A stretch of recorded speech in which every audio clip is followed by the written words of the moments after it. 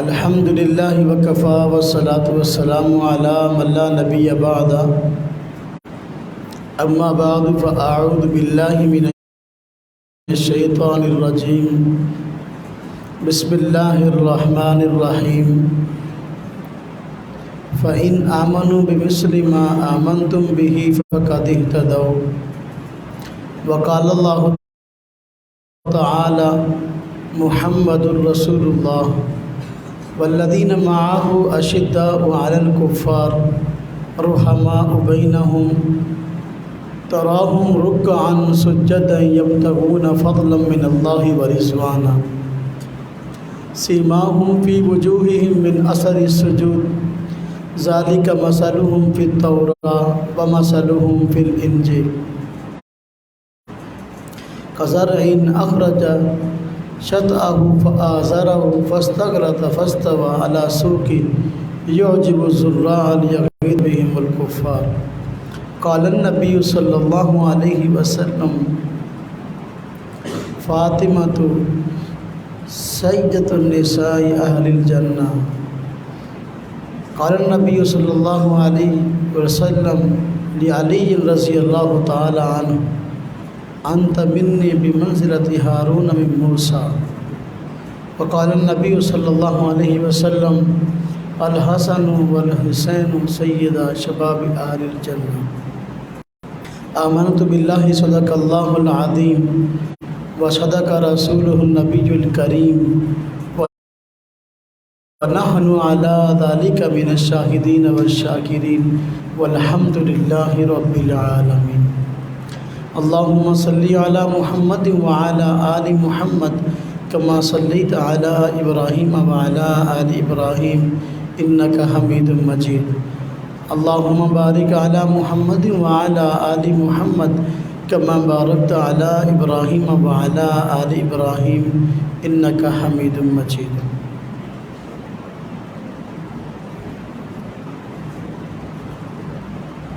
اللہ تبارک و تعالیٰ نے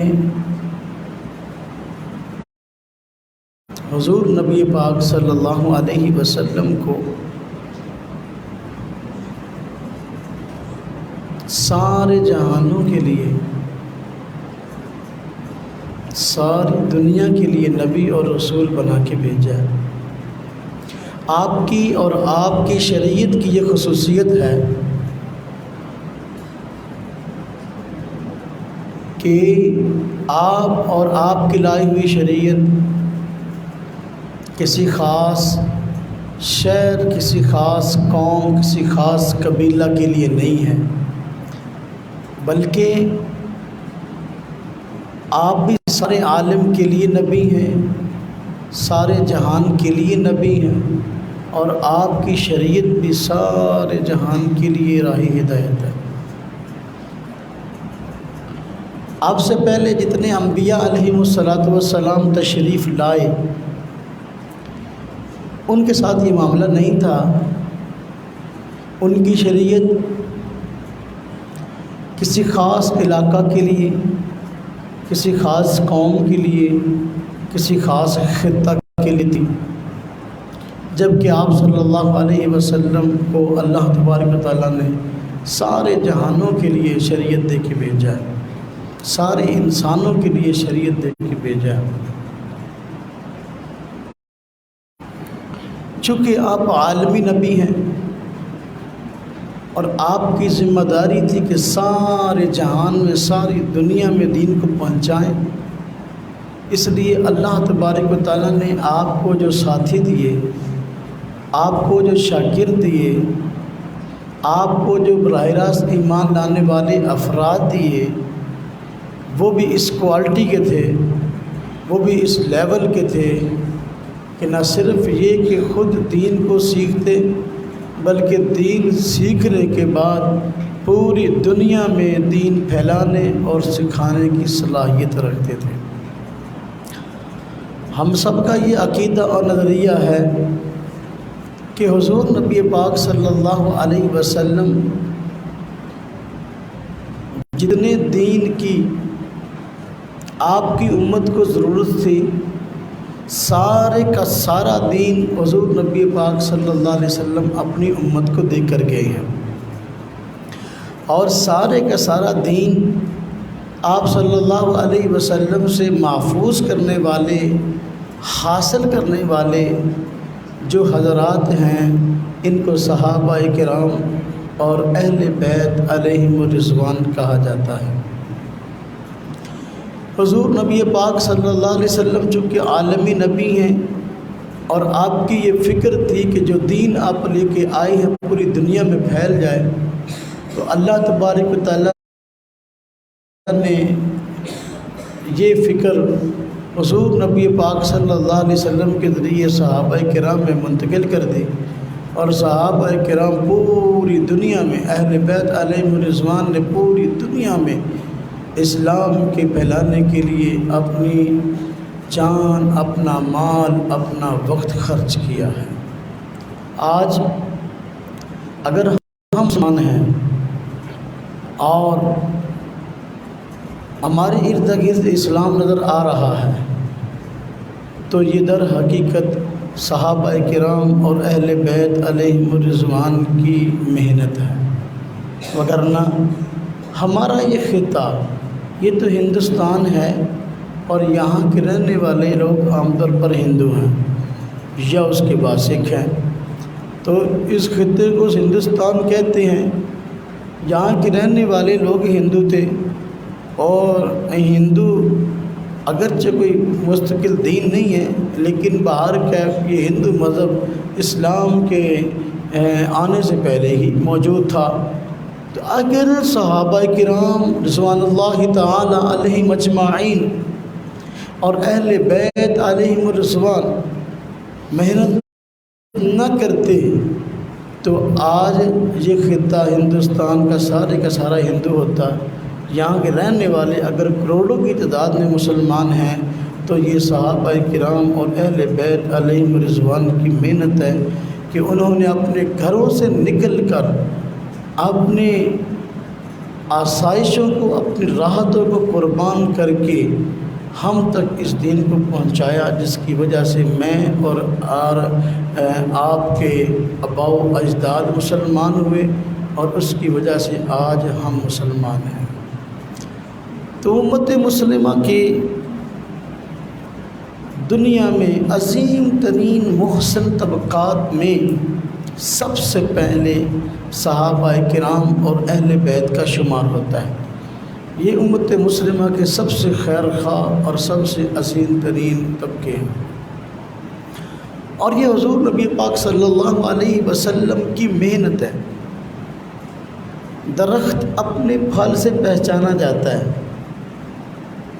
اگر درخت کا پھل اچھا ہو تو لوگ درخت کی بھی تعریف کریں گے، اگر درخت کا پھل کڑوا ہو تو اس درخت کی تعریف نہیں ہوتی۔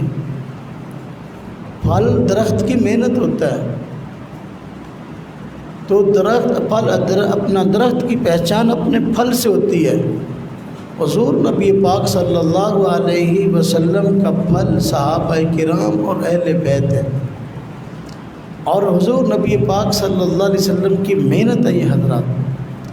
اگر کوئی بندہ صحابہ کرام اور اہل بیت علیہم الرضوان کے متعلق بدگمانی کرتا ہے یا ان کے متعلق بدزبانی کرتا ہے، تو وہ در حقیقت حضور نبی پاک صلی اللہ علیہ وسلم کی ذات اقدس پہ حملہ کر رہا ہے۔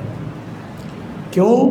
اس لیے کہ یہ حضور نبی پاک صلی اللہ علیہ وسلم کی محنت ہے، صحابہ کرام اور اہل بیت، تو گویا وہ حضور پر اعتراض کر رہا ہے کہ آپ نے ان لوگوں پر محنت اچھی نہیں کی، وہ حضور پہ اعتراض کر رہا ہے۔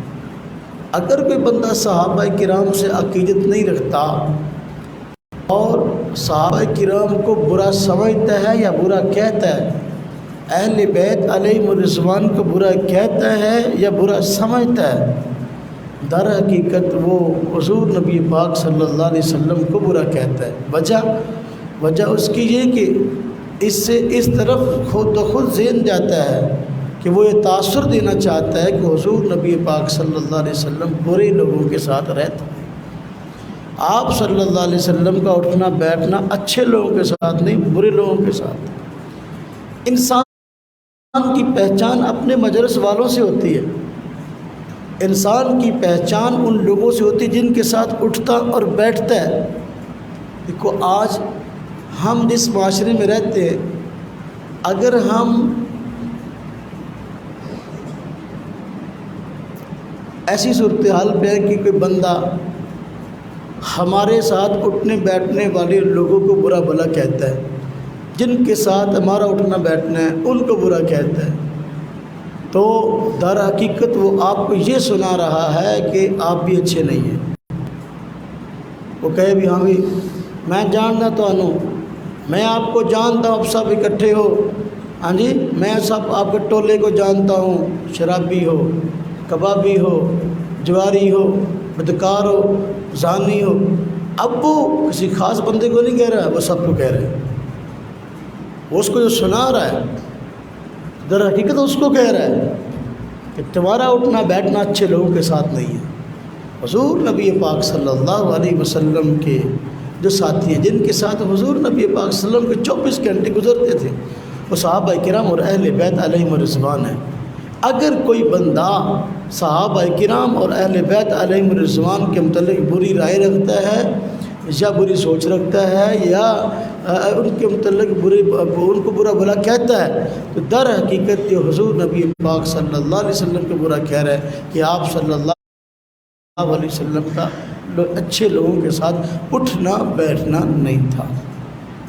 تو میرے بھائیو، اہل سنت والجماعت کا یہ عقیدہ اور نظریہ ہے کہ یہ حضور نبی پاک صلی اللہ علیہ وسلم کے ساتھیوں، فیض یافتہ اور جو بھی ہستیاں حضور نبی پاک صلی اللہ علیہ وسلم کی طرف منسوب ہے، اہل سنت والجماعت ان سب کی عزت، ان سب کی قدر کرتے ہیں، اور اہل سنت والجماعت ان سب کو اپنے سر کا تاج سمجھتے ہیں، اور اہل سنت والجماعت ان کے درمیان تفریق کے قائل نہیں ہیں۔ اہل سنت والجماعت یہ کہتے ہیں کہ صحابہ کرام یہ بھی حضور کے ساتھی، حضور کے شاگرد، حضور کی محنت ہیں اور ہم سب کے سر کے تاج ہیں۔ اہل سنت والجماعت یہ بھی کہتے ہیں کہ اہل بیت علیہم الرضوان حضور نبی پاک صلی اللہ علیہ وسلم کے ساتھی، حضور کی محنت اور حضور نبی پاک صلی اللہ علیہ وسلم کے مقرب بندے اور ہمارے سر کا تاج ہیں۔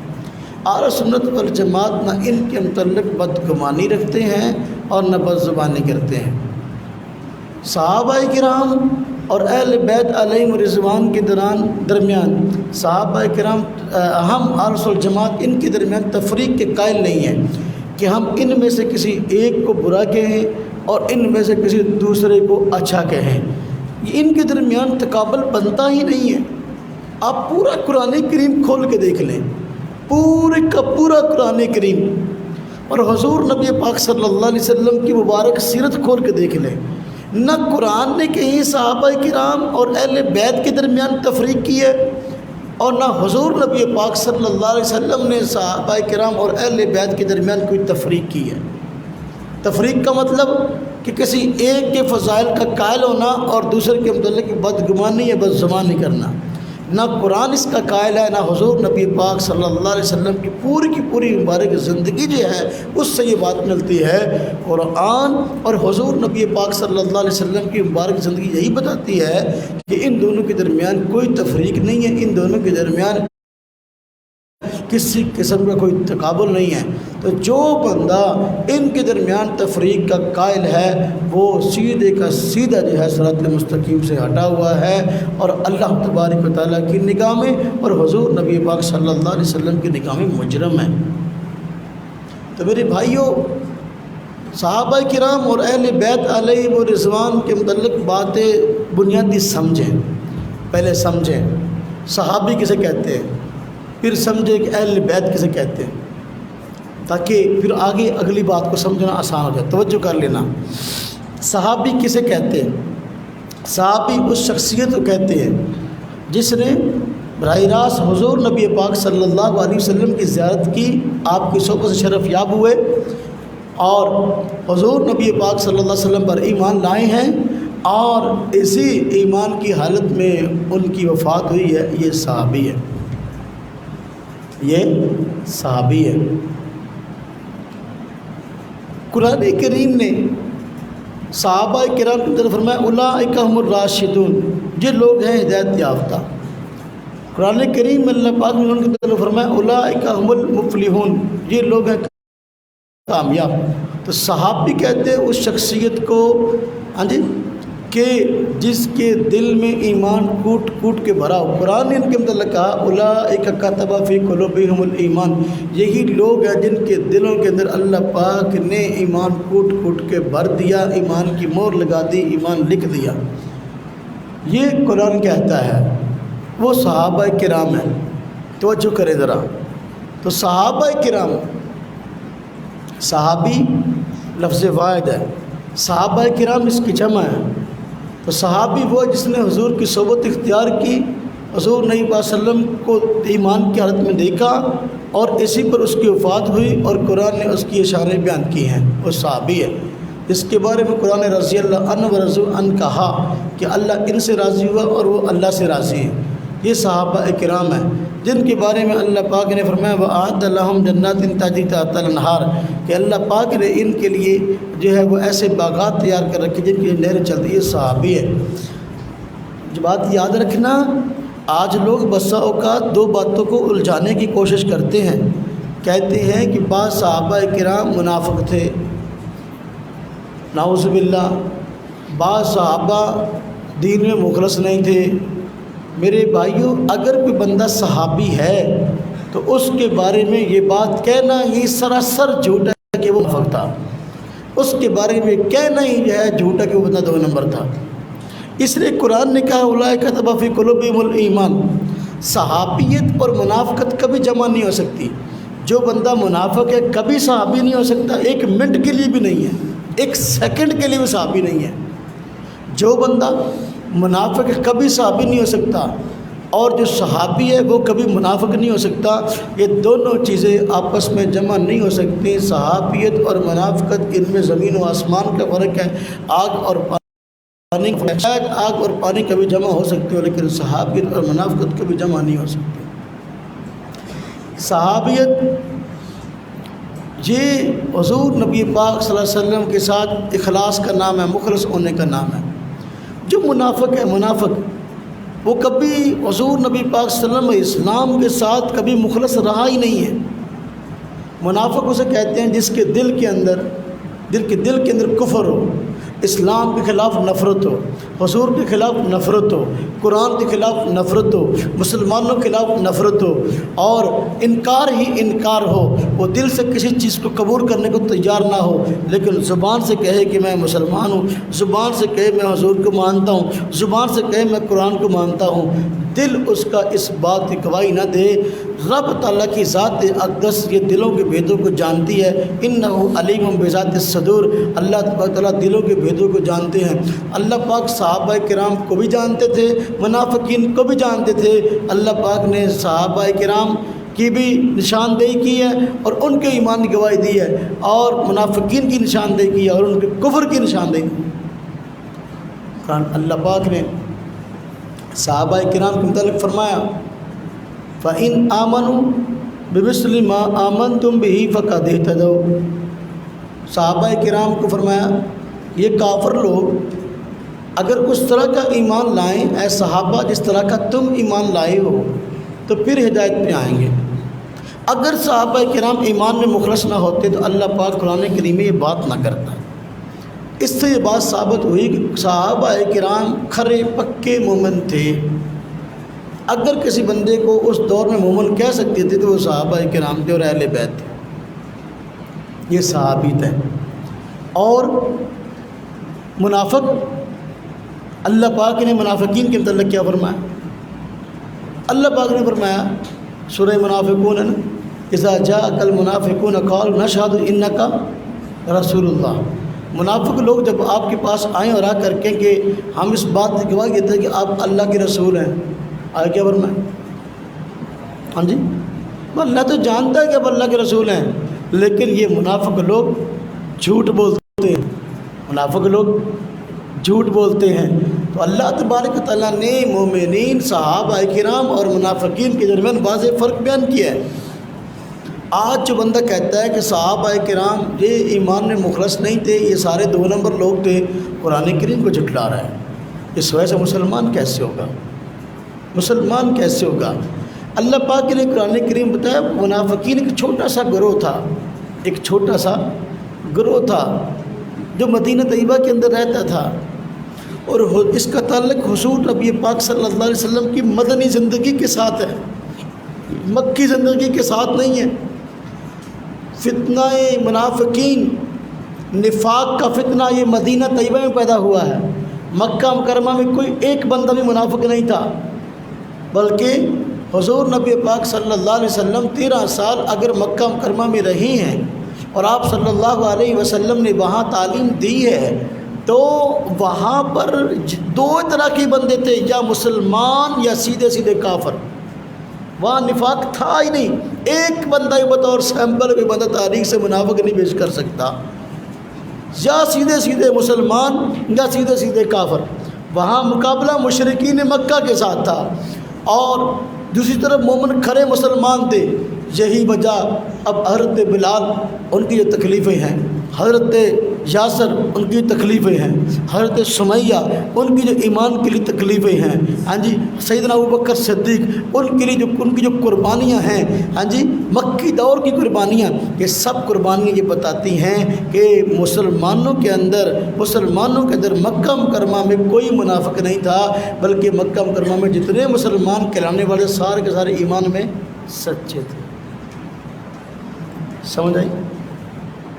نمبر 2،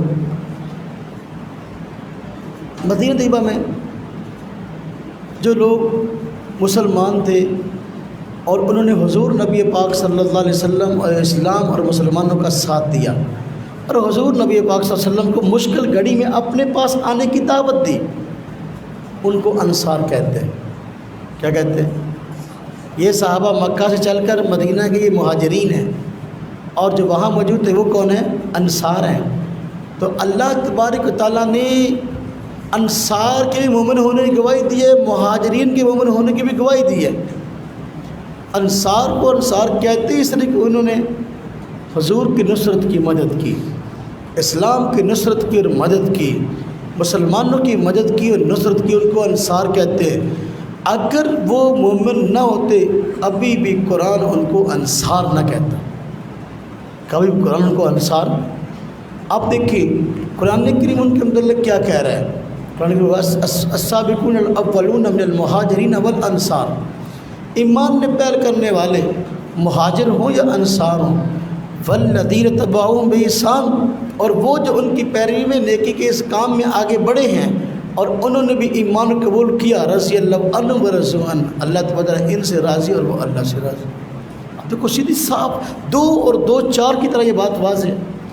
اب ایک بندہ صدیوں بعد اٹھ کر کہتا ہے کہ نہیں صحابہ کرام ایمان مخلص نہیں تھے، تو قرآن کریم کی ان آیات کا سیدھا انکار کرتا نظر آتا ہے۔ ہم اس کو مسلمان کیسے مان لیں؟ میں نہیں کہتا وہ کافر ہے، قرآن کہتا ہے وہ اس بندے کا نظریہ قرآن کے خلاف ہے۔ کون کہتا ہے؟ قرآن کہتا ہے کہ اس کا نظریہ قرآن کے خلاف ہے۔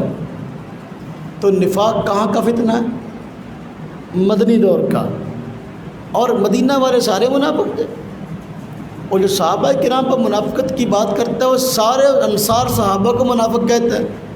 اور اللہ کے بندے منافقین کا تو یہ حال تھا کہ وہ ہر وقت اسلام کو نقصان پہنچاتے تھے۔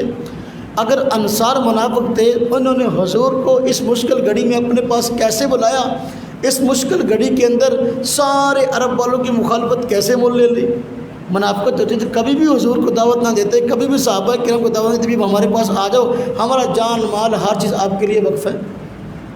حضور نے ایسے تھوڑی فرمایا کہ حب الایمان حب الانصار، فرمایا کہ یہ حب الایمان سے محبت کی نشانی انصار سے محبت ہے۔ اب جو بندہ مومن ہے وہ انصار سے محبت کرے گا۔ فرمایا کہ منافقت یہ تو انصار سے بغض کا نام ہے۔ یہ کس کا نام ہے؟ انصار سے بغض۔ انصار کیسے منافق ہے؟ اب منافق کون تھے پھر؟ نہ مہاجر اور نہ ہی انصار صاحب، منافقین ایک چھوٹا سا ٹولہ تھا جب حضور نبی پاک صلی اللہ علیہ وسلم صحابہ کرام کو اللہ تبارک تعالیٰ نے کامیابیاں عطا کی، جنگ بدر ہوئی ہے اور بڑے بڑے کفار مارے گئے، 70 مارے گئے، 70 قید ہو کے آئے، اللہ تبارک تعالیٰ نے مسلمانوں کو فتوحات عطا کی، اب جو ہے اور کامیابیاں عطا کی، مسلمانوں کی تعداد دن بدن بڑھ رہی تھی، ان کامیابیوں اور بڑھتی تعداد کو دیکھ کر اب مدینہ کے کچھ لوگوں نے جو کافر تھے انہوں نے اسلام کا لبادہ اوڑھا، اپنے آپ کو مسلمان کہنا شروع کیا۔ جب حضور نبی پاک صلی اللہ علیہ وسلم مدینہ میں گئے اس وقت ایک بھی منافق نہیں تھا مدینہ میں، نفاق کا فتنہ بعد میں پیدا ہوا۔ جب حضور نبی پاک صلی اللہ علیہ وسلم کی ترقیوں کو دیکھا، اسلام کی ترقیوں کو دیکھا، فتوحات کو دیکھا، اب ایک گروہ نے منافقت کا لبادہ اوڑھا، یعنی تھے کافر اپنے آپ کو مسلمان کہنا شروع کیا۔ کیوں؟ ان کے ذہن میں یہ بات تھی، یہ پلان تھا، یہ پروپیگنڈا تھا، یہ سازش تھی کہ دیکھو ادھر مسلمان بھی جو ہے ترقی کر رہے ہیں، ادھر کفار کا بھی جو ہے نا کہ جب گٹھا تو ہے، تو لہذا اب پتہ نہیں مستقبل کے اندر کس کو فتح ہو کس کو شکست ہو، پتہ نہیں مستقبل کے اندر عروج کس کا، مسلمانوں کا ہو یا کفار کا ہو۔ تو لہذا انہوں نے 2 کشتیوں میں سوار ہو کر اپنے آپ کو دونوں طرف سے ہمدردیاں ظاہر کرتے ہوئے اپنے آپ کو میدان میں اتارا۔ کافروں کے پاس جاتے تو جا کر کہتے کہ انا کننا معکم، ہم تمہارے ساتھ ہیں۔ مسلمانوں کے پاس ہوتے تو اپنے آپ کو کہتے کہ ہم جو ہے تمہارے ساتھ ہیں اور ہم مسلمان ہیں۔ اب یہ تھا ان کا کرتا، وہ چھوٹا سا گروہ تھا۔ ایک بندہ مجھے کہنے لگا کہ غالباً انہی کا تھا جن کو صحابہ کرام سے عقیدت نہیں ہے، مجھے کہنے لگا قرآن کریم کی کوئی ایسی آیت ہو جس سے یہ ثابت ہو کہ منافقین بہت تھوڑی تعداد میں ایک چھوٹا سا مدینہ میں گروہ تھا جس طرح آپ کہتے ہیں۔ میں نے کہا بالکل قرآن کریم میں آیت موجود ہے، اللہ پاک قرآن کریم میں فرماتے ہیں وَمِنْ أَهْلِ الْمَدِينَةِ مَرَدُوا عَلَى النِّفَاقِ، وَمِنْ أَهْلِ الْمَدِينَةِ مَرَدُوا عَلَى النِّفَاقِ، کہ مدینہ والوں میں سے کچھ لوگ ایسے ہیں جو منافقت پہ اڑے ہوئے۔ یہاں لفظ من استعمال ہوا اور من تبعیض کے لیے آتا ہے، تبعیض کا معنی اس چیز کا کچھ اور بعض ہونا بیان کرنے کے لیے۔ تو فرمایا کچھ مدینہ کے لوگ ہیں جو منافق ہیں۔ جو بندہ مدینہ کے سارے مسلمانوں کو منافق کہتا ہے قرآن کریم کی اس آیت کا انکار کرتا ہے۔ بات سمجھ میں آئی کہ نہیں آئی؟ تو صحابی کسے کہتے ہیں؟ صحابی اسے کہتے ہیں جس کے اندر ایمان کوٹ کوٹ کے بھرا ہوا ہے، اس کے اندر ایمان۔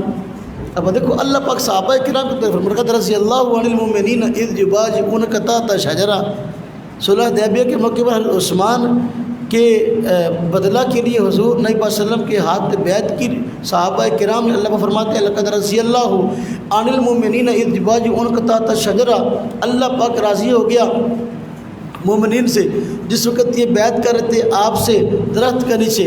اب دیکھیں اللہ پاک کیا فرماتے ہیں، الفاظ پہ غور کریں، فَعَلِمَ مَا فِي قُلُوبِهِمْ، ان کے دلوں میں جو کچھ تھا اللہ نے جان لیا۔ اب اللہ جانتا ہے کہ منافق تھے، یا 13ویں صدی کا 12ویں صدی کا 6ٹھی 7ویں صدی کا بندہ جانتا ہے کہ صحابہ کرام منافق تھے کہ مومن تھے۔ فَعَلِمَ مَا فِي قُلُوبِهِمْ، اللہ پاک ان کے دلوں کو جانتا ہے، ان کے دلوں میں کیا تھا، کیا جذبات تھے، اس لیے فرمایا ہاں جی وَكَتَبَ فِي قُلُوبِهِمُ الْإِيمَانَ، یہ ایسے تھوڑی فرمایا۔ اس لیے میرے بھائیو صحابی وہ ہے جس کے دل میں ایمان کوٹ کوٹ کے بھرا ہے۔ صحابیت اور منافقت کبھی جمع نہیں ہو سکتی۔ اور صحابہ کرام کے متعلق اللہ تبارک و تعالیٰ نے قرآن کریم میں جنتی ہونے کا فرما دیا۔ اب دیکھو صحابہ کرام میں سب سے افضل سیدنا ابوبکر صدیق ہے، سب سے افضل سیدنا ابوبکر صدیق ہے۔ میں حیران ہوں، پہلے اور طبقہ تھا جو صحابہ کرام کے خلاف کتابیں لکھتا تھا، اگرچہ ابھی وہ باز نہیں آیا لیکن باہر کی کافی حد تک اس کا قلم جو ہے نا وہ ذرا کہہ لیں کہ ذرا سنبھلا ہے کافی حد تک۔ پھر اب جو ہے نا وہ ٹولہ کھڑا ہو گیا، اہل سنت کہلانے والا جو صحابہ کرام کے خلاف کتابیں لکھتا ہے، جس طرح کہ یہ بریلوی علماء میں راول پنڈی کا عالم ہے ہاں جی عبد القادر جیلانی، نام دیکھو اس کا، اور اس کے کام دیکھو، اس کے کام یہ ہیں کہ سیدنا ابوبکر صدیق کے خلاف کتاب لکھی ہے کہ امت سے افضل نہیں ہے۔ جب سے اسلام آیا اس وقت سے لے کر آج تک سارے مسلمان اس بات پہ اکٹھے ہیں، اعلیٰ سنت والجماعت کے لانے والے کہ سیدنا ابوبکر صدیق پوری امت سے افضل ہے۔ لیکن اب اس نے کتاب لکھی ہے اور اس کی حمایتی بھی کئی حضرات ہیں ان لوگوں میں۔ یہ افسوس کی بات ہے کہ ایک بندہ اپنے کو سنی بھی کہتا ہے لیکن پھر بھی جو ہے رویہ وہ رکھتا ہے جو روافض کا ہے۔ میں پرسوں شہر گیا، ایک اور کتاب خرید کے لے کے آیا ہوں، میں دیکھا بڑا حیران ہوا۔ اس بندے نے کئی کتابیں لکھ دی ہیں، قاضی ظہور احمد فیضی، یہ بھی بریلوی عالم ہے۔ اب اس نے کتاب کا نام غالباً حقیقت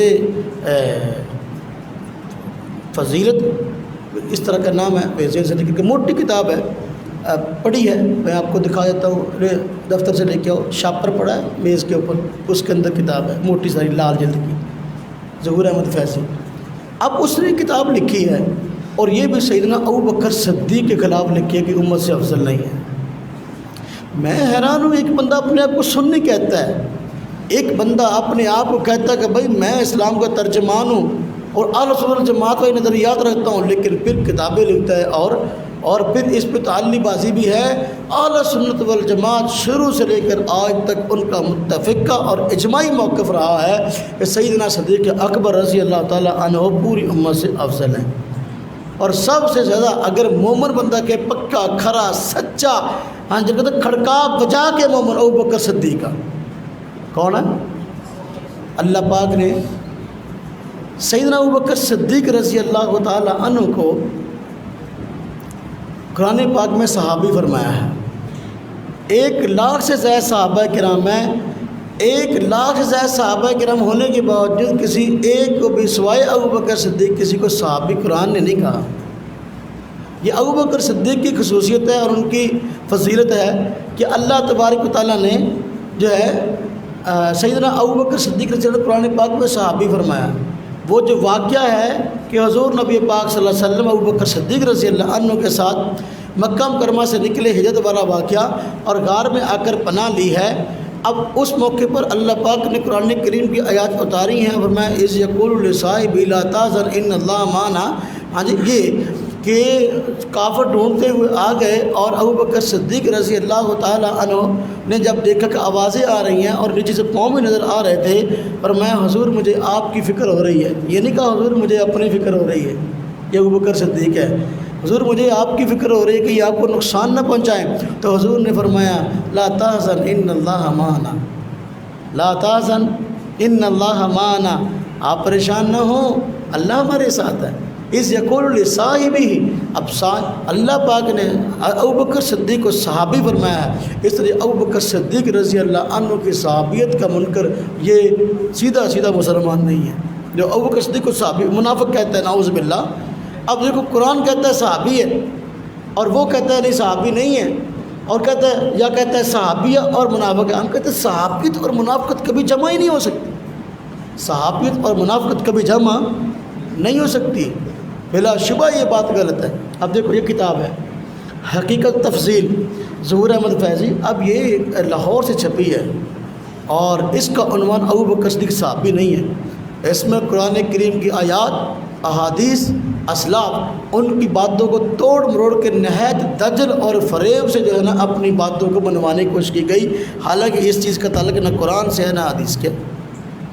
ابوبکر صدیق رضی اللہ تعالیٰ نے پوری امت سے افضل ہیں، جس طرح کہ اللہ تبارک و تعالیٰ نے قرآن کریم میں فرمایا ہے وَسَيُجَنَّبُهَا الْأَتْقَى، وَسَيُجَنَّبُهَا، ایک قرآن کہتا ہے کہ دوزخ سے وہ بچا لیا جائے گا جو بڑا متقی ہے۔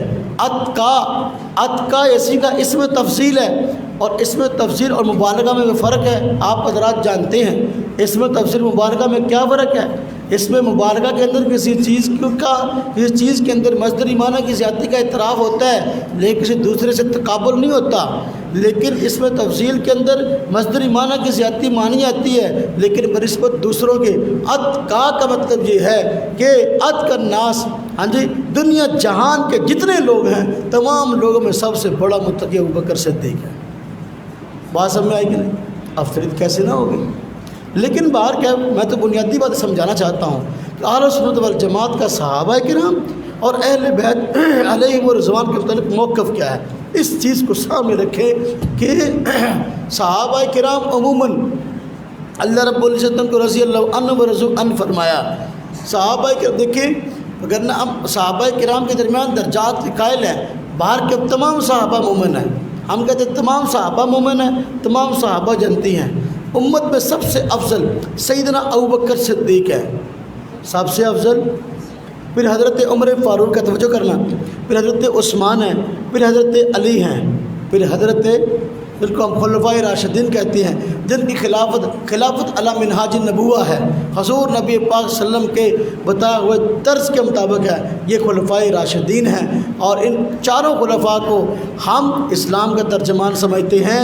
اب ابوبکر صدیق سب سے افضل, اس کے بعد حضرت عمر فاروق, اس کے بعد حضرت عثمان غنی, اس کے بعد حضرت علی المرتضیٰ, اس کے بعد صحابہ کرام میں جو عشرہ مبشرہ ہیں 10 صحابہ ایک مجلس میں حضور نبی پاک صلی اللہ علیہ وسلم نے جن کو ایک مجلس میں جنت کی بشارت دی تھی, 10 صحابہ کرام وہ افضل ہیں. اس کے بعد وہ صحابہ کرام ہیں جو کہ افضل, جو کہ اصحاب شجرہ ہیں, جو کہ درخت کے نیچے حدیبیہ کے موقع پر بیعت کرنے والے ہیں. اللہ پاک نے ان صحابہ کرام کی شان قرآن کریم کے اندر بیان کی ہے, وہ افضل ہیں. اس کے بعد وہ صحابہ کرام ہیں جو فتح مکہ سے پہلے مسلمان ہوئے ہیں. اس کے بعد وہ صحابہ کرام ہیں جو فتح مکہ کے بعد مسلمان ہوئے ہیں. یہ بات یاد رکھیں. عشرہ مبشرہ کے بعد اصحاب بدر ہیں, بات رہ گئی. عشرہ مبشرہ کے بعد اصحاب بدر وہ افضل ہیں. اصحاب بدر کے بعد اصحاب شجرہ صلح حدیبیہ کے موقع پر جن لوگوں نے حضرت عثمان کا بدلہ لینے کے لیے بیعت کی وہ افضل ہیں. اس کے بعد جو فتح مکہ سے پہلے مسلمان ہوئے وہ افضل ہیں. اس کے بعد فتح مکہ کے بعد مسلمان ہوئے وہ افضل ہیں. لیکن باہر کیا جنتی سارے کے سارے ہیں, ان میں سے کسی ایک کے جنتی ہونے کا انکار نہیں کر سکتے. یہ فیصلہ میرا نہیں, یہ فیصلہ قرآن کا ہے. اللہ پاک نے فرمایا لا یستوی منکم من انفق من قبل الفتح وقاتل, فرمایا لا یستوی منکم من انفق من قبل الفتح وقاتل, فرمایا برابر نہیں ہے وہ لوگ مرتبہ کے اعتبار سے جو فتح مکہ سے پہلے اللہ کے راستے میں خرچ کیا اور جہاد کیا. منکم من انفق من قبل الفتح وقاتل, اور فرمایا آگے اولئک اعظم درجۃ من الذین انفقوا من بعد وقاتلوا, یہ لوگ بڑے ہوئے ہیں درجہ کے اعتبار سے ان لوگوں سے جنہوں نے فتح مکہ کے بعد خرچ کیا اور قتال کیا, جہاد میں شرکت کی.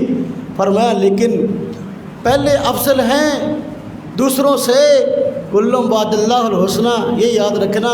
کوئی بندہ یہ نہ عنوان اختیار کر لے کہ جو فتح مکہ کے بعد مسلمان ہوئے ہیں وہ تو ڈر کے مسلمان ہوئے تھے. اللہ فرمایا کلم وعد اللہ الحسنہ, سب سے اللہ پاک نے جنت کا وعدہ کیا. مرزا جیل بھی, ہاں جی, جو آج یہ بی ٹیم ہے روافظ کی, شیعوں کی بی ٹیم ہے, اور یہ کہتا ہے کہ نہیں جی جو لوگ فتح مکہ کے بعد مسلمان ہوئے ان کو صحابی نہ کہو, اس لیے کہ یہ تو اس وقت مسلمان ہوئے تھے جب اسلام کا گولڈن پیریڈ شروع ہو چکا تھا. یعنی لوگ دڑا دڑ اسلام میں آج آ رہے تھے اور فتوحات ہو چکی تھیں, اب ان کو صحابی نہ کہو. قرآن کریم میں اللہ تبارک تعالیٰ نے فرمایا کلم وعد اللہ الحسنہ, تجھے کیا حق ہے کہ تو ان کے درمیان تفریق کرے صحابی ہونے نہ ہونے کی. تیرے پاس نہ علم ہے نہ عقل ہے, سوائے جہالت کے اور سوائے روافظ کی شبہات کے اور کچھ ہے ہی نہیں. بات سب میں آ رہی کہ نہیں آ رہی؟ ہاں جی, کلم وعد اللہ الحسنہ. میں ایک بات کا جواب دوں رہ نہ جائے. آج یہ مرزا جیلمی کا چیلا ایک ہے عباد الاسلام کے نام سے, 2 دن ہوئے مجھے پھر اس نے کال کی, نمبر بدل کر نام بدل کر. میں کہتا ہوں ان سر تپا یہ جھوٹ ہے, الف سے یا تک فراڈ ہے. مجھے کال کی, مجھے کال کر کے کہنے لگا چونکہ میرے بیان موجود ہے مرزا جیلمی پر, تو میں نے پہلے ہی مجھ سے اس نے رابطہ کیا. میں نے کہا دیکھو میں نے علمی گفتگو کی ہے مرزا جیلمی پر, اگر آپ واقعی جواب چاہتے ہیں تو پھر آپ پہلے میرے ان بیانات کا جواب دیں, پھر آگے بات چلے گی. میرے 3 بیان یوٹیوب پر الحمدللہ میرے نام سے چینل ہے مولانا محمد نواز حذیفی کے نام پہ 3 علمی بیان موجود ہے. نمبر 1 اس بیان کا موضوع ہے کہ مرزا جیلمی کا منہج اہل سنت والجماعت سے انحراف، یہ میرا تفصیلی بیان ہے، غالباً 2 گھنٹے قریب ہے۔ دوسرا میرا بیان ہے کہ مرزا جیلمی کی ریسرچ اور ریسرچ پیپر، چھوٹے چھوٹے پیپر بنائے ہوئے ہیں، مرزا جیلمی کی ریسرچ اور ریسرچ پیپر عوام کی عدالت میں، وہ تفصیلی بیان ہے، جواب دے۔ تیسرا میرا بیان ہے مرزا جیلمی قرآن و حدیث کی عدالت میں نے کہا اس کا جواب دو۔ اب اس کا جواب دینے کی بجائے خام خواہ جو ہے نا وہ الجھتے ہیں۔ مجھے کہنے لگا المحنت کی فلاں عبارت ہے، اس کے بارے میں آپ کیا کہتے ہو؟ میں نے کہا اگر آپ بات کرنا چاہتے ہو، ہم تو الحمدللہ بیٹھے ہیں بات کرنے کے لیے، اور ہمارا تو ایک قائد موضوع ہے، ہم ریت کی دیوار پہ نہیں ہے کوئی بندہ بھی آئے اور دھکا دے کے چلا جائے، ایسی بات نہیں ہے۔ الحمدللہ ہم مضبوط بنیاد کے ساتھ کھڑے ہیں۔ اگر آپ گفتگو کرنا چاہتے ہو آپ ہمارے پاس آؤ، میں آپ کو آنے جانے کا کرایہ بھی دوں گا، یہاں آؤ، میں اپنے عقائد کا ذمہ دار بنتا ہوں، آپ اپنے عقائد کے ذمہ دار بنو، اور جو ہمارے شبہات ہیں آپ جواب دو، جو آپ کے شبہات ہوں گے ہم جواب دیں گے۔ اب اس کام کے لیے تیار نہیں ہے۔ وہ آئے روز کبھی نہ کسی بزرگ کو کال کر کے جو ہے نا وہ شرارت کرنے کی کوشش کرا، فلانے بزرگ کو میں نے کال کی اس نے میری بات کا جواب نہیں دیا، فلانے بزرگ کو میں نے کال کی اس نے میری بات کا جواب نہیں دیا۔ اللہ کے بندے، اگر آپ بات کرنے میں مخلص ہو اور آپ واقعی رافضی اور وافظ کے ایجنٹ نہیں ہو اور ان کے ایجنڈے پر نہیں چل رہے تو آؤ، اگر گفتگو کرنا چاہتے ہو المحنت پہ کرنی ہے اس پہ کر لو، اور کسی اور ہمارے اہل سنت والجماعت کی بنیادی عقیدے پہ کرنی تو اس پہ کر لو، ہم تیار ہے۔ لیکن گفتگو کا طریقہ کال نہیں ہوتا، وہ آپ پھر باتیں کاٹ دیتے ہیں۔ آپ اس چیز کے ماہر ہیں کہ کال اپنے مقصد کی رکھی باقی کاٹ دی۔ جیسا کہ 1.5-2 مہینے پہلے مجھ سے رابطہ کیا اور جو ہے خود ہی کہہ دیا آج رات کو آپ کا اور میرا جو ہے وہ لائیو مناظرہ ہے۔ میں نے کہا بھی میں تو مصروف بندہ ہوں، میرا غالباً اس دن کہیں بیان تھا، تو میں نے کہا مجھ سے بات کرنی ہے، مجھ سے ٹائم لیے بغیر آپ کیسے کر سکتے ہیں، لیکن دے دیا۔ اور رات نیٹ پر کہ میرا ان سے مناظرہ ہے، میں تو جو ہے مصروف بندہ، میں نے کہا بھائی اگر بات کرنی ہے تو ہم نیٹ میں مناظرہ نہیں کرتے ہیں، ہم سینہ تان کے آمنے سامنے گفتگو کرتے ہیں، اگر کرنی ہے تو آ جاؤ، اس پہ ٹائم طے کر لو۔ باہر کے میں نے اسی کے یوٹیوب چینل پر نیچے اپنا تفصیلی جو ہے نا موقف جو ہے نا وہ بیان کیا کہ بھئی اس نے مجھ سے رابطہ نہیں کیا، اور مجھ سے رابطہ کیے بغیر جو ہے وہ مجھ سے اس نے خام کھائی رابطہ کیے بغیر یہ پوسٹ لگائی ہے، اور جو اس پہ نہ عنوان طے ہوا، نہ شرائط طے ہوئی، نہ مناظرہ کا وقت، یہ سب اس کا اپنا ہے۔ اگر یہ اپنا شوق پورا کرنا چاہتا ہے تو باضابطہ ہمارے سامنے آئے۔ اس نے کیا کیا، نہایت دجل اور فریب سے میرے اس ساری وضاحت کو میں نے اپنے آئی ڈی پر بھی وہ وضاحت لگائی، اور میں نے اس کے چینل پر بھی تفصیلی کمنٹ کے ذریعے بات کی، اس نے وہ سارے کے سارے کمنٹس میں ڈیلیٹ کر دی۔ یہ دینداری ہے اس کی، وہ سارے ڈیلیٹ کر دیے تاکہ رات کو شور کر سکے، دیکھو میں نے کہا تھا مناظرے پہ وہ آیا نہیں ہے۔ بند کمروں میں بیٹھ کر یا ٹیلی فونوں پر اس طرح آڈیو کالیں کر کے جو ہے نا اپنے آپ کو کہنا کہ میں بڑا علمی بندہ ہوں، یہ بڑی عجیب بات ہے۔ اگر آپ اپنے علم کا اظہار کرنا چاہتے ہیں تو ہمیں سامنے آ کر کریں۔ 2 دن پہلے مجھ سے بات کی، مجھے کہنے لگا نمبر بدل کے، آواز بدل کے، ہاں جی پہلے مجھ سے ایک وظیفہ پوچھا، ہاں جی عام بندہ بن کے، پھر اب مجھے کہتا ہے میرا ایک سوال ہے۔ میں نے کہا پوچھو۔ کہتا ہے حضرت عمار کو قتل کرنے والے لوگ کون تھے؟ حضرت عمار کو قتل کرنے والے لوگ کون تھے؟ میں نے کہا آپ اس موضوع پہ گفتگو کرنا چاہتے ہیں تو آپ آ جائیں، ہم گفتگو کر لیں گے۔ نہیں، آپ یہاں بتائیں آپ کتمان حق کرتے ہیں۔ میں نے کہا اللہ کا شکر، یہ اہل سنت والجماعت کا طرز ہے کہ وہ حق چھپاتے نہیں بلکہ حق چھپاتے ہیں۔ ہم نے الحمدللہ صحابہ کرام کا سب کا دفاع کیا ہے، حضرت عمار کا بھی دفاع کرتے ہیں، حضرت معاویہ کا بھی دفاع کرتے ہیں، سیدنا علی المرتضیٰ رضی اللہ عنہ کا بھی دفاع کرتے ہیں۔ ہم کوئی ایسے نہیں ہیں کہ ایک طرف ڈنڈی ماریں اور دوسری طرف جو ہے ہم کہیں اور موقف اختیار کریں، ہمارا نظریہ نہیں ہے۔ باہر کیا میں اس کا بڑی تفصیلی سی جواب انشاءاللہ اس وقت دوں گا جب میرے سامنے آئے گا، لیکن میں آپ کو اس کا جواب دیتا ہوں۔ آج بھی مجھ سے 2 بندوں نے اس کا بات پوچھی ہے کہ حضرت عمار رضی اللہ تعالیٰ عنہ کو شہید کرنے والے لوگ کون تھے، اور مقصود حضرت معاویہ رضی اللہ تعالیٰ عنہ پر اٹیک ہے۔ ہم کہتے ہیں کل وعد اللہ الحسنی، جو فتح مکہ سے پہلے مسلمان ہوئے وہ بھی سارے کے سارے جنتی، جو فتح مکہ کے بعد مسلمان ہوئے وہ بھی سارے کے سارے جنتی۔ حضرت معاویہ رضی اللہ عنہ اور حضرت ابو سفیان رضی اللہ تعالیٰ عنہ، یہ سب حضرت اگر فتح مکہ کے موقع پر اپنے اسلام کا اظہار کرتے کرتے روایت ہے کہ پہلے ہی انہوں نے ایمان قبول کیا تھا۔ باہر کے قرآن نے کہا لِكُلٍّ وَعَدَ اللَّهُ الْحُسْنَى، یہ قرآن نے ان کے متعلق کہا تمہاری جرت کیا ہے ایسے لوگوں پر بد زبانی کرو جن کے متعلق جو ہے قرآن نے کہا لِكُلٍّ وَعَدَ اللَّهُ الْحُسْنَى۔ اپنے ایمان کی پہلے خیر مناؤ۔ صحابہ کرام کے منافقین کی پھیلائی ہوئی سازشوں کی وجہ سے آپس میں اختلاف ہوئے ہیں اور جنگ بھی ہو گئی، لڑائی بھی ہو گئی۔ دیکھو جس طریقے سے ہمارے یہاں بس اوقات خاندان میں اس طرح ہوتا ہے، اپنے گھر میں اس طرح ہوتا ہے، غلط فہمی کی بنا پر یا کسی کی سازش کی بنا پر گھر کے بندے آپس میں لڑ پڑتے ہیں۔ باپ بیٹے گریبان نعوذ باللہ پکڑ لیتا ہے، بیٹا باپ کا پکڑ لیتا ہے، بھائی بھائی کا پکڑ لیتا ہے۔ گھروں میں لڑائیاں نہیں ہوتی کیا؟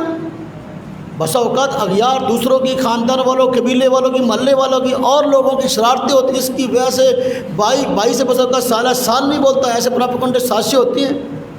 جب یہ معاملہ وہ بھی ایسا ہی ہوا، منافقین کی پھیلائی ہوئی سازشوں کی وجہ سے صحابہ کرام میں اختلاف ہوا اور لڑائی ہو گئی۔ لیکن یہ بات یاد رکھیں، حضرت عمار رضی اللہ تعالیٰ عنہ کے فضائل اپنی جگہ ہیں، حضرت علی المرتضیٰ رضی اللہ عنہ کے فضائل اپنی جگہ ہیں، حضرت معاویہ رضی اللہ عنہ کے فضائل اپنی جگہ ہیں۔ حضرت عمار رضی اللہ تعالیٰ عنہ سیدنا علی المرتضیٰ رضی اللہ تعالیٰ عنہ کی جماعت میں موجود تھے، اور حضور نبی پاک صلی اللہ علیہ وسلم کا ان کے متعلق فرمانا تمہیں ایک باغی گروہ قتل کرے گا۔ اب یہی ان کا اعتراض ہے کہ حضرت معاویہ ان کے ساتھی باغی ہیں۔ توجہ کرے، حضور کا فرمان حضرت عمار کے متعلق تھا پیش گوئی تمہیں ایک باغی گروہ قتل کرے گا، اور حضرت عمار رضی اللہ تعالیٰ عنہ حضرت علی المرتضیٰ رضی اللہ عنہ کی جماعت میں تھے اور ان کے ساتھ مل کے دوسروں سے لڑ رہے تھے۔ اس دوران جو ہے وہ شہید ہو گئے۔ اب یہ کہنا کہ حضرت معاویہ رضی اللہ عنہ اس قاتل ہیں، یہ تاریخ سے بھی بددیانتی ہے اور عدل و انصاف سے بھی بددیانتی ہے۔ توجہ کریں، سیدنا علی المرتضیٰ بھی برحق، سیدنا معاویہ رضی اللہ عنہ برحق، دونوں کے ساتھ صحابہ کرام تھے، وہ بھی ہمارے سر کے تاج۔ لیکن اس کے باوجود دونوں جماعتوں کے اندر حضرت علی المرتضیٰ کی جماعت میں اور حضرت معاویہ رضی اللہ عنہ کی جماعت میں کچھ لوگ ایسے تھے جو غیر ذمہ دار تھے، اور دونوں حضرات ان کے قول فعل کے ذمہ دار نہیں تھے۔ حضرت علی کی جماعت میں غیر ذمہ دار لوگ تھے جن کے حضرت علی رضی اللہ عنہ قول فعل کے ذمہ دار نہیں تھے، اور حضرت معاویہ رضی اللہ عنہ کی جماعت میں بھی کچھ لوگ ایسے تھے، سب نہیں، کچھ لوگ ایسے تھے جو کہ نہایت اقتدار سے ہٹے ہوئے تھے۔ حضرت معاویہ رضی اللہ عنہ ان کے قول فعل کے ذمہ دار نہیں تھے۔ حضرت معاویہ رضی اللہ عنہ کی جماعت میں جو لوگ ایسے تھے جن کے حضرت معاویہ رضی اللہ عنہ قول فعل کے ذمہ دار نہیں، غیر ذمہ دار لوگ تھے، انہوں نے حضرت عمار کو شہید کیا۔ حضرت معاویہ رضی اللہ عنہ کے فضائل اپنی جگہ، ان کے ساتھیوں کے فضائل اپنی جگہ، لیکن ان غیر ذمہ دار حضرات کا حضرت عمار کو شہید کرنا یہ اپنی جگہ غلط تھا۔ ہم کب اس کی وکالت کرتے ہیں؟ لیکن اس کا اگر قاتل حضرت معاویہ کو کہ سراسر دجل سراسر فریب ہے، سمجھو بات کو۔ جن لوگوں نے حضرت عثمان رضی اللہ عنہ کو شہید کیا، جن لوگوں نے حضرت عثمان رضی اللہ عنہ کو شہید کیا، وہ لوگ باغی تھے کہ نہیں؟ وہ لوگ باغی تھے کہ نہیں؟ بلا شبہ باغی تھے۔ حضرت عثمان رضی اللہ عنہ صحابی بھی ہیں، اور حضرت عثمان رضی اللہ عنہ خلیفہ راشد بھی ہیں، حضرت عثمان رضی اللہ عنہ حضور نبی صلی اللہ علیہ وسلم کے دور داماد بھی ہیں۔ اب اتنی بڑی شخصیت کو قتل کرنے والے لوگ، شہید کرنے والے لوگ بلا شبہ باغی ہیں، لیکن یہ باغی آخرکار کس جماعت میں گھسے ہوئے تھے؟ یہ سیدنا علی المرتضیٰ رضی اللہ عنہ کی جماعت میں گھسے ہوئے تھے، اور حضرت علی المرتضیٰ رضی اللہ عنہ کا دامن حضرت عثمان رضی اللہ عنہ کی شہادت سے بالکل پاک ہے۔ نہ حضرت علی المرتضیٰ نہ ان کی جماعت کے ذمہ دار لوگ، ان میں کوئی ایک بھی حضرت عثمان رضی اللہ عنہ کے شہید کرنے میں شریک نہیں تھا۔ لیکن اس کے باوجود جن لوگوں نے شہید کیا حضرت علی المرتضیٰ رضی اللہ عنہ کی جماعت میں تھے، اب وہ حضرت علی المرتضیٰ کے ذمہ دار بندے نہیں تھے، بلکہ ان کی جماعت میں گھسے ہوئے تھے اپنے مفادات کے لیے۔ حضرت علی مرتضیٰ ان کے قول فعل کے ذمہ دار نہیں تھے۔ جس طرح یہ معاملہ ہے، اسی طرح حضرت معاویہ رضی اللہ عنہ کا معاملہ ہے کہ جن لوگوں نے حضرت عمار کو شہید کیا وہ حضرت معاویہ رضی اللہ عنہ کی جماعت میں تھے لیکن اپنے مفادات کے لیے، لیکن حضرت معاویہ کے تابع دار فرما بردار نہیں تھے، مرضی اپنی کرنے والے تھے۔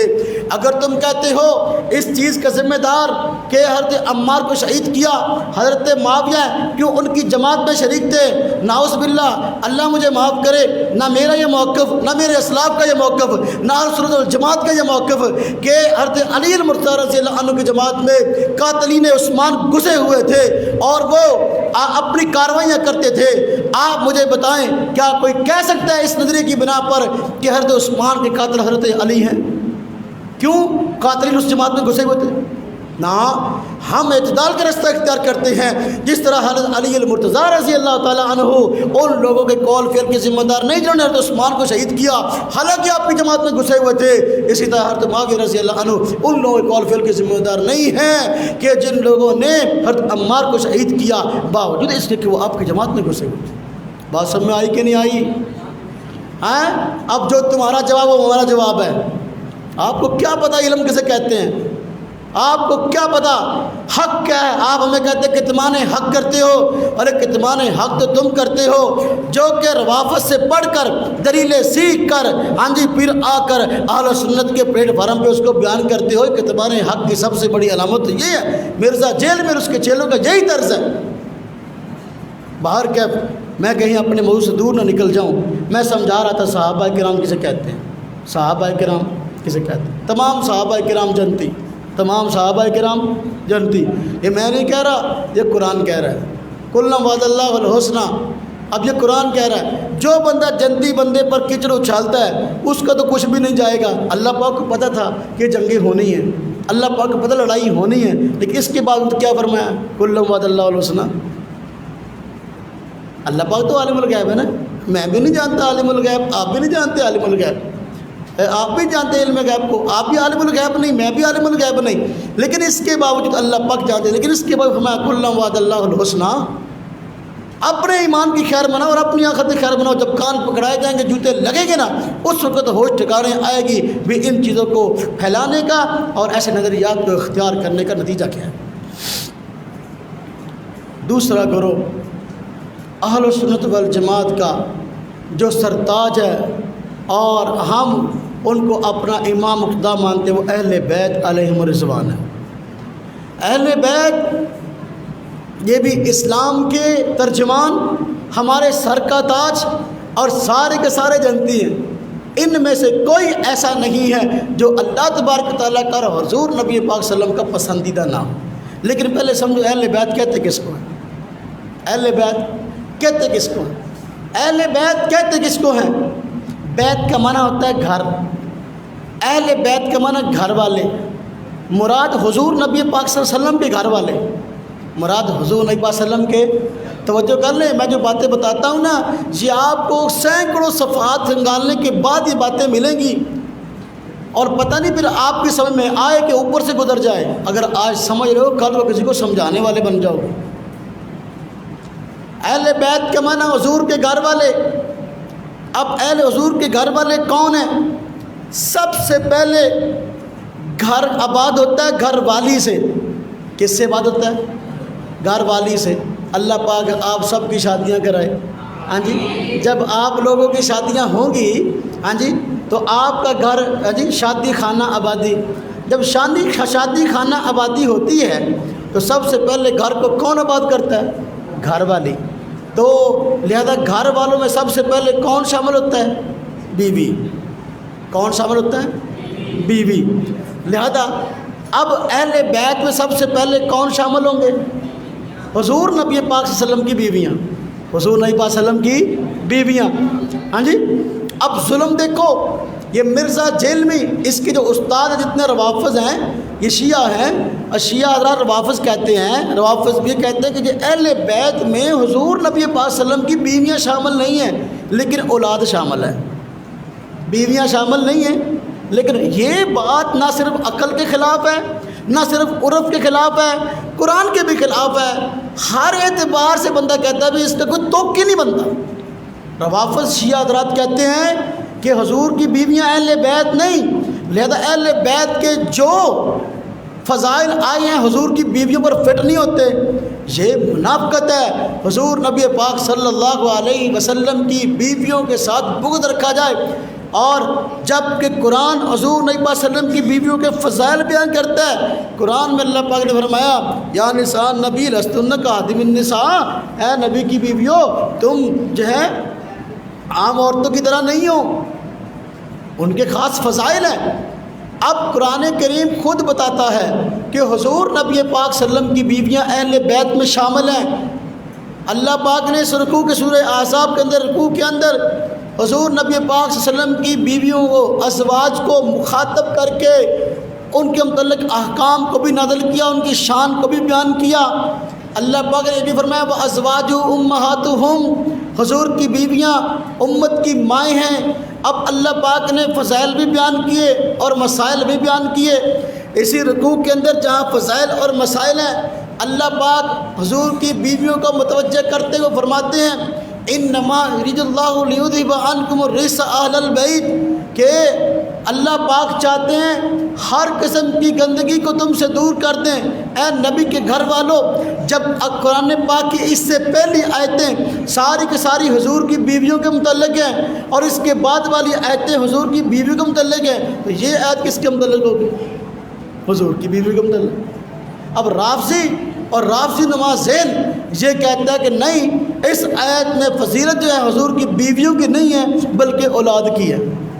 اللہ تمہیں عقل دے، اللہ تمہیں عقل دے۔ اب دیکھو میں نے کہا یہ بات قرآن کے خلاف ہے، قرآن پاک کی یہ آیت قرآن کریم میں سورہ ابراہیم کے اندر حضرت ابراہیم کی بیوی کو ان کے گھر کا فرد کہا گیا۔ اگر بیوی اہل بیت میں نہیں، قرآن نے کیسے کہہ دیا؟ لہذا یہ اہل بیت، سب سے پہلے اہل بیت کا مصداق حضور نبی پاک صلی اللہ علیہ وسلم کی بیویاں ہیں۔ توجہ کرو، حضور نبی پاک صلی اللہ علیہ وسلم کی بیویاں اہل بیت کا فرد۔ یہ بات قرآن کے خلاف ہے جو کہتے ہو کہ بیویاں گھر کا فرد نہیں، اور عرف عام کے بھی خلاف ہے۔ آپ مجھے بتائیں ہمارے عرف عام کے اندر بیوی گھر کا فرد ہوتی کہ نہیں؟ بھئی ماں جو ہے، ماں یہ گھر کا فرد پہلے ہوتی ہے، بچے اس کے بعد ہوتے ہیں۔ ماں پہلے گھر کو آباد کرتی ہے تو پھر ہی بچے آتے ہیں۔ ماں گھر کو آباد نہ کرے بچے کہاں سے آئے؟ ہاں جی، ہمارے یہاں شادی ہوتی ہے، شادی پہ آپ نے کبھی کارڈ پڑھا؟ توجہ کرو ذرا، شادی کارڈ پڑھا کبھی؟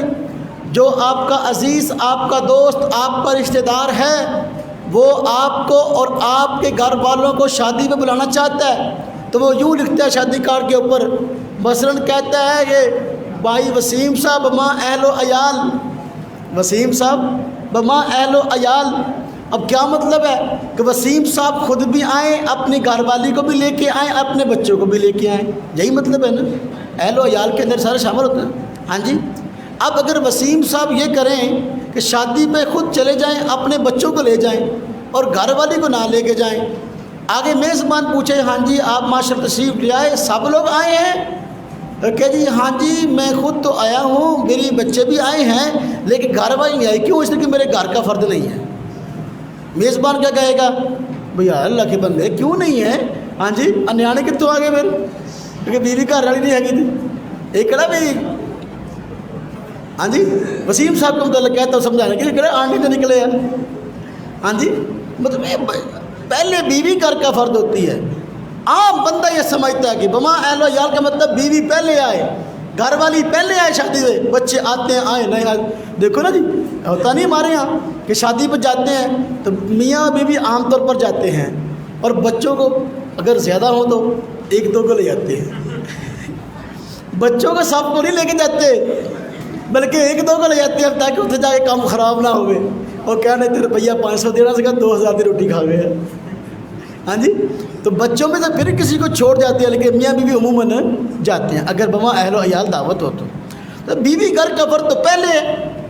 اب دیکھو اہل سنت والجماعت کا یہ موقف ہے کہ حضور نبی صلی اللہ علیہ وسلم کی بیویاں حضور کی اہل بیت ہیں، لیکن روافض یہ کہتے ہیں کہ نہیں، حضور کی بیویاں اہل بیت نہیں ہیں۔ ہم کہتے ہیں قرآن پاک کی یہ آیت کہتی ہے کہ حضور کی بیویاں اہل بیت ہیں، باقی حضور نبی پاک صلی اللہ علیہ وسلم کی بیٹی اور حضور نبی صلی اللہ علیہ وسلم کے نواسے اور داماد، ہم ان کو بھی اہل بیت مانتے ہیں۔ ہم ان کے اہل بیت ہونے کا انکار نہیں کرتے، بلکہ ہم ان کو بھی اہل بیت مانتے ہیں۔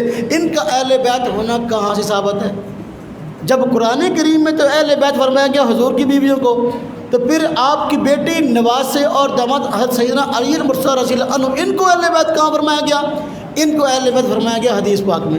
مسلم شریف میں حدیث موجود ہے، حضور نبی پاک صلی اللہ علیہ وسلم فرماتے ہیں کہ آپ صلی اللہ علیہ وسلم ایک مرتبہ، سارے یہ حضرات موجود تھے، آپ صلی اللہ علیہ وسلم تشریف فرماتے، تفصیلی واقعہ یہ ہے کہ تشریف فرماتے، ہاں جی، اب یہ حضرات آئے، حضرت حسن آئے، حضرت حسین آئے، حضرت فاطمہ رضی اللہ عنہا آئیں، حضرت علی المرتضیٰ آئے، تو حضور نبی پاک صلی اللہ علیہ وسلم نے قریب اٹھایا اور اپنی چادر کے اندر چھپا لیا، جس طرح کے پیار سے بسا اوقات ماں اور باپ، بہن بھائی آپس میں نہیں چھپن چھپائی کھیلتے، اس طرح جو ہے چادر میں چھپا لیا اور فرمایا ہا اولائی اہل بیتی، یہ میرے گھر والے ہیں، یہ میرے گھر والے ہیں۔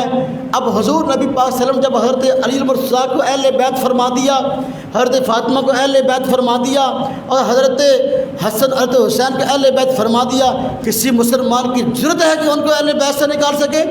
اہل سنت والجماعت آپ کی بیویوں کو بھی اہل بیت مانتے ہیں، اور آپ کی بیٹی، آپ کے نواسوں اور داماد کو بھی اہل بیت مانتے ہیں۔ ہم دونوں کو ہی اپنے سر کا تاج سمجھتے ہیں، نہ ہم رافضی ہیں نہ ہم ناصبی ہیں۔ کراچی میں ناصبیوں کا ایک گروپ کھڑا ہوا، حبیب الرحمان کاندھلوی، یہ ساق سندیلوی، محمود احمد عباس، یہ گروپ ہے پورا، انہوں نے کتابیں لکھی اہل بیت کے خلاف۔ حبیب الرحمان کاندھلوی نے کتاب لکھی مذہبی داستانیں، اور مذہبی داستانیں غالباً 4 جلدوں کے اندر ہے، اور چاروں کے اندر اہل بیت کے فضائل پر جتنی احادیث تھی ان سب کا اس نے انکار کر دیا اور کہا ساری حدیثیں من گڑت ہیں، کہا کہ بخاری میں، کہا کہ مسلم میں، کسی میں، یہ ناسبیت ہے، ہم اس کے نہ ذمہ دار ہیں نہ ہمارا یہ نظریہ اور عقیدہ ہے، ہم خود ان لوگوں کو گمراہ اہل سنت والجماعت سے خارج سمجھتے ہیں، ان لوگوں کا ہمارے ساتھ کوئی تعلق نہیں ہے، ہمارا ان کے ساتھ کوئی تعلق نہیں۔ بات سمجھ میں آ رہی کہ نہیں آ رہی؟ تو آپ کی بیویاں بھی اہل بیت ہیں اور آپ کی بیٹیاں داماد بھی اہل بیت ہیں، ہم ان میں سے کسی کے فضائل کا انکار نہیں کرتے۔ اب ذرا سمجھو، قرآن نے حضور کی بیویوں کا اہل بیت فرمایا، اور حدیث میں حضور نبی پاک صلی اللہ علیہ وسلم کی بیٹی حضرت فاطمہ کو، نواسے حضرت حسن حضرت حسین کو، حضرت علی کو حضور نے کیوں اہل بیت فرمایا؟ تو جو سمجھو بات کی تہہ تک پہنچو گے نا، پھر آپ کو بات سمجھانا آسان ہو جائے گا۔ اگر کہ اہل بیت کے فضائل اور شان کا منکر ہے تو اس کو آپ بات سمجھا سکیں گے۔ مکہ مکرمہ میں، عرب میں اصل میں خاص طور پر یہ رواج تھا کہ بیٹی جو ہے، بیٹی جب اس کی شادی ہو جاتی اس کو اپنے خاندان کا فرد نہیں سمجھتے تھے، اپنے گھر کا فرد نہیں سمجھتے تھے، اور جو اولاد بیٹی سے ہوتی، نواسی نواسا، انہوں کہتے بھی دوسرے خاندان دا فرد آ، دوسرے خاندان دا، اس خاندان دے بچے نے ساڈے خاندان دے نہیں۔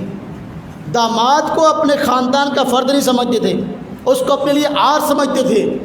تو جس آج بھی ہمارے یہاں مصیبت ہے، بعض لوگ اس ذہن کے ہیں پوتیاں پوتیاں بڑا چوم دیا، بڑا چٹ دیا، ہاں جی، لیکن دوتی دوتا وہ تو نفرت کر دی دوسرے خاندان، نعوذ باللہ من ذالک۔ حضور نبی پاک صلی اللہ علیہ وسلم نے اس جہالت کا جو ہے خاتمہ کیا ہے اور بتایا بیٹی شادی نہ ہو تب بھی اپنے گھر کا فرد ہے، شادی ہو جائے تب بھی اپنے گھر کا فرد ہے۔ جس طرح پوتی اور پوتا یہ اپنے گھر کا فرد ہے، اپنے خاندان کا فرد ہے، اس طرح نواسی اور نواسا بھی یہ بھی اپنے خاندان کا فرد ہے۔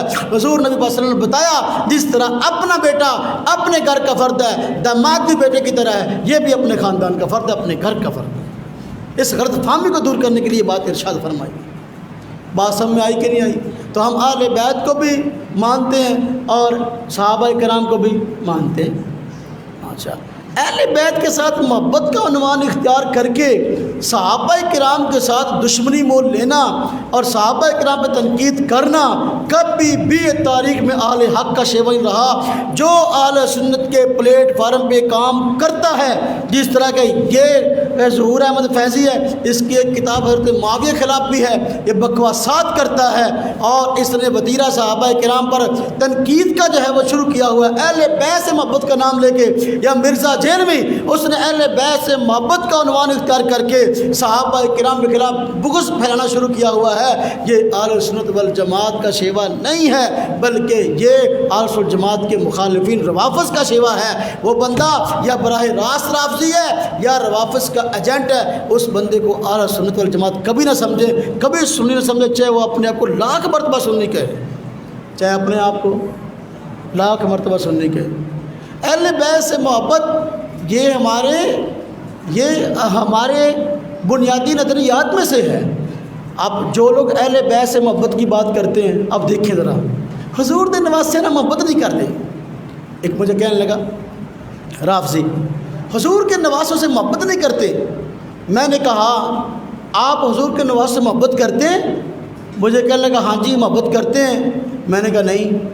میں نے کہا دیکھو حضرت حسین رضی اللہ تعالی عنہ یہ بھی حضرت سیدنا علی کے بیٹے ہیں، اور حضرت حسن رضی اللہ تعالیٰ عنہ یہ بھی حضرت علی کے بیٹے ہیں، وہ بھی حضرت فاطمہ کے لخت جگر ہیں، یہ بھی حضرت فاطمہ کے لخت جگر ہیں۔ کیا وجہ ہے جتنے فضائل بڑھا چڑھا کے حضرت سیدنا حسین رضی اللہ عنہ کے بیان کرتے ہو، اتنے فضائل حضرت حسن کے کیوں نہیں بیان کرتے؟ تمہارے دل میں بغض ہے حضرت حسن کا، کیونکہ انہوں نے حضرت معاویہ رضی اللہ عنہ سے صلح کر لی تھی، اور حضور نے صلی اللہ علیہ وسلم نے پیش گوئی فرمائی تھی کہ میرا یہ بیٹا سید سردار ہے اور ان قریب مسلمانوں کی دو جماعتوں کے درمیان صلح کروائے گا، تو انہوں نے صلح کروا دی تھی حضور کی پیش گوئی کے مطابق۔ اب دیکھو حضور نے نہ حضرت معاویہ کو برا کہا، نہ ان کے ساتھیوں کو برا کہا، نہ حضرت علی المرتضیٰ اور ان کے ساتھیوں کو برا کہا، بلکہ دونوں کو مسلمان فرمایا۔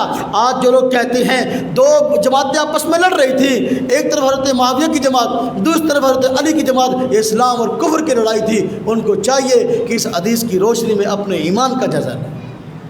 ایک مسلمان کو بندہ کافر کہے تو خود ایماندار نہیں رہتا، اگر اتنے مسلمانوں کو کافر کہے گا اور صحابہ کرام کو کیسے ایماندار رہے گا؟ اب حضرت حسن سے محبت کیوں نہیں ہے؟ حضرت حسن کے فضائل زیادہ کیوں نہیں بیان کرتے؟ اس لیے کہ سیدنا معاویہ رضی اللہ عنہ سے صلح کر لی تھی انہوں نے، اور انہوں نے قاتلانہ حملے کیے روافض نے حضرت سیدنا علی المرتضیٰ پر، جب انہوں نے حضرت معاویہ سے صلح کی۔ یہ اہل بیت سے محبت ہے، یہ مرضی کی محبت ہے، یہ چاہت کی محبت ہے۔ حالانکہ یہ حضرت حسن نے جو صلح کی یہ حضور کی پیشگوئی کی وجہ سے کی، حضور کی منشا کی وجہ سے کی، حضور علیہ وسلم کے فرمان کی وجہ سے کی۔ اب آپ مجھے بتائیں کہ جو بندے کا یہی حال ہے اس کا کیا کریں؟ اب شیعہ حضرات عقیدہ امامت کے قائل ہیں، توجہ کریں، شیعہ حضرات عقیدہ امامت کے قائل ہیں، ہاں جی عقیدہ امامت کے قائل ہیں۔ وہ حضرت حسن کو امام مانتے ہیں، حضرت حسین کو بھی امام مانتے ہیں، لیکن حضرت حسین کی اولاد سے آگے اماموں کو مانتے ہیں، لیکن حضرت حسن کی اولاد میں کسی کو امام نہیں مانتے۔ یہ خمینی گروپ جتنا بھی ہے یہ حضرت حسین کی اولاد میں لوگوں کو امام مانتے ہیں، لیکن حضرت حسن کی بھی تو اولاد ہوئی ہے نا، ان کی اولاد کو یہ لوگ کیوں نہیں اب جو ہے وہ اپنا امام مانتے، مقتدا مانتے؟ یہ بغض اہل بیت ہے۔ اہل بیت سے محبت کا عنوان اختیار کر کے کس منہ سے یہ بات کرتے ہو؟ اور بات سمجھ میں آئی کہ نہیں آئی؟ ہاں جی ہاں، بات سمجھ میں آنی چاہیے، بات سمجھ میں آئے گی تب بات بنے گی نا جی۔ حضرت حسن رضی اللہ تعالیٰ عنہ بھی اہل بیت میں سے ہیں، حضرت حسین بھی اہل بیت میں سے ہیں۔ ہم ان دونوں کے درمیان تفریق کے قائل نہیں ہیں، جبکہ روافض علماء بندے وہ ان دونوں کے درمیان تفریق کے قائل ہیں۔ ایک کے فضائل زیادہ بیان کرتے ہیں، دوسرے کے نہیں بیان کرتے۔ ایک سے جو ہے ان کی اولاد میں امامت کو مانتے ہیں، دوسرے کی اولاد میں ائمہ کو نہیں مانتے۔ یہ تفریق کی وجہ کیا ہے؟ اس کو سمجھنا چاہیے، اس کو سمجھنا چاہیے۔ ہمیں چاہیے کہ ہم ان بنیادی باتوں کو سمجھیں اور اس کے مطابق جو ہے پھر آگے اپنے نظریات کو پختہ کریں۔ تاریخ کا مطالعہ ضرور کریں، لیکن اس سے پہلے قرآن کا مطالعہ کریں، اس سے پہلے حدیث کا مطالعہ کریں، اس سے پہلے حضور کی سیرت کا مطالعہ کریں، اس سے پہلے اپنے اسلاف کو پڑھیں، اس کے بعد آگے رائے قائم کریں۔ بار کیا صحابہ کرام ہوں، اہل بیت ہوں، یہ دونوں حضرات ہمارے سر کا تاج ہیں۔ ہم صحابہ کرام کو بھی اپنا مقتدا مانتے ہیں، اہل بیت کو بھی اپنا مقتدا مانتے ہیں۔ ہم ان کے درمیان تفریق کے قائل نہیں ہیں، جس طرح کے روافض اور نواسب یہ تفریق کے قائل ہیں۔ اللہ تبارک و تعالیٰ جو کچھ کہا سنا گیا ہم سب کو اس کے مطابق اپنے نظریات کی اصلاح کوشش فرمائے، کوشش کرنے کی توفیق عطا فرمائے۔ وآخر دعوانا ان الحمد للہ رب العالمین۔